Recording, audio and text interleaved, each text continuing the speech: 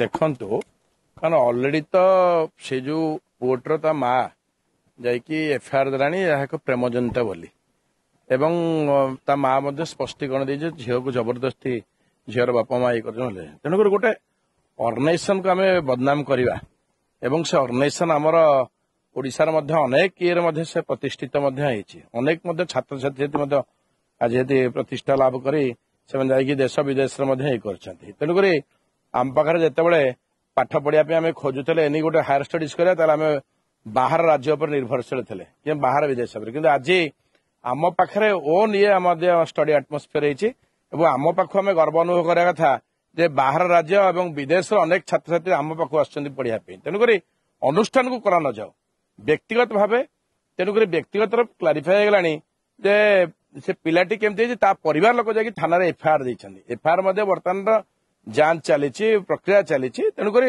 ମୋ ମତରେ ଅନୁଷ୍ଠାନ ବଦନାମ କରିବା ଅନୁଚିତ।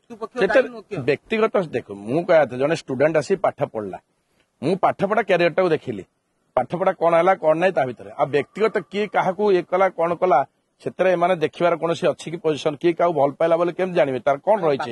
ଏବଂ ତାର ବାପା ମା ସିଏ ଆସି ଯେତେବେଳେ ଆଲିଗେସନ କରି ତାଙ୍କର ଯେତେବେଳେ ଫ୍ୟାମିଲି ମେମ୍ବର୍ସ ମାନେ ଦେ ଆର୍ ସାଟିସ୍ଫାଏଡ୍ ସେଥିରେ ଆମମାନଙ୍କର କହିବାର କଣ ରହିଛି।